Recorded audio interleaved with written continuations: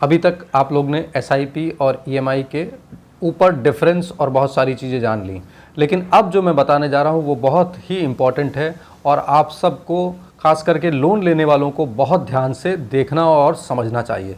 अगर कोई 50 लाख का लोन लेता है तो उस पे ईएमआई का इंटरेस्ट 9% है, और अगर टेन्योर 20 साल लेता है, सामने स्क्रीन में देखते रहिए जो चीज़ मैं बोल रहा हूँ, इसको आप किसी भी ईएमआई कैलकुलेटर से कैलकुलेट कर सकते हैं। तो उस 50 लाख पे ईएमआई आएगी 44,986 रुपये, 20 साल के लिए 9% का ब्याज। बार बार ध्यान दीजिए, तो आप इंटरेस्ट पे करते हैं 57,96,000 रुपये लगभग, और 50 लाख प्लस 57 लाख टोटल मिला के 1,07,00,000 हो जाता है, जो कि आप 44,986 के स्कोर पे देते हैं, जो आप अमाउंट दे रहे हैं। तो आपने 44,986 रुपये 20 साल के लिए दिए और आपका टोटल अमाउंट लगभग 1,07,00,000 से कुछ ऊपर आता है। तो ये हो गई आपकी ईएमआई का अमाउंट 44,986 था। अब हम एसआईपी का अमाउंट 44,986 लेंगे, सेम अमाउंट, सेम टेन्योर लेंगे 20 इयर्स का, और एक्सपेक्टेड अमाउंट जो रिटर्न है वो 9% लेंगे, बढ़ा के नहीं लेने, जबकि एसआईपी में ज़्यादा आता है।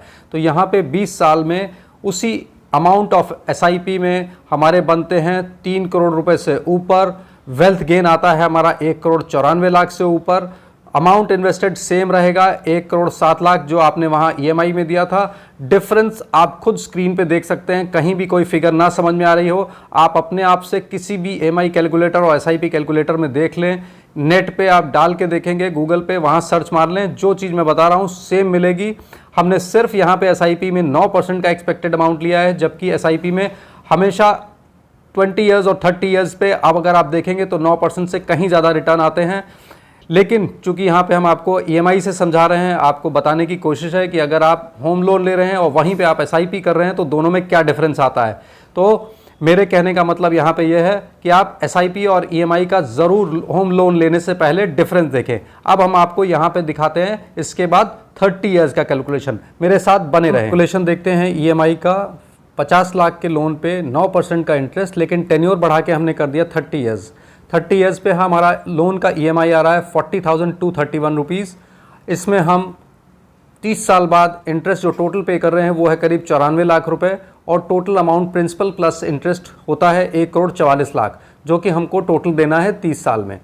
ये हमारा टोटल अमाउंट 50 लाख पे 9% पे 30 ईयर्स पे था, जबकि 20 साल पे हमने कुछ और देखा था।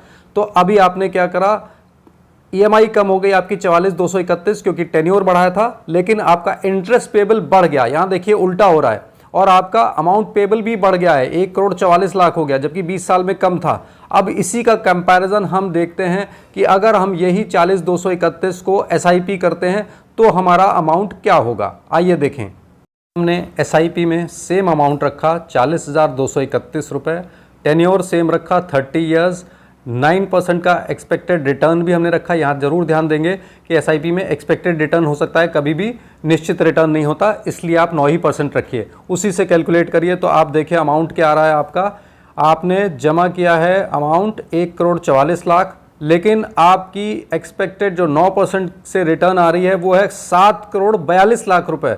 यहाँ ध्यान दीजिए कि आपका रिटर्न कितना फ़र्क हो गया है, वहाँ से आपको नेट में करीब करीब 5 करोड़ रुपए से ऊपर की नेट रिटर्न आ रही है। मींस डिफरेंस वेल्थ आपने जो क्रिएट करी वो ये कि आपने 1,44,00,000 लगाया था, लेकिन आपने 7 करोड़ रुपए से ऊपर बनाया उससे, और 5 करोड़ से ज़्यादा की आपने उसमें वेल्थ क्रिएट करी। ये डिफरेंस है, 5,97,00,000 रुपए की वेल्थ क्रिएट करी आपने।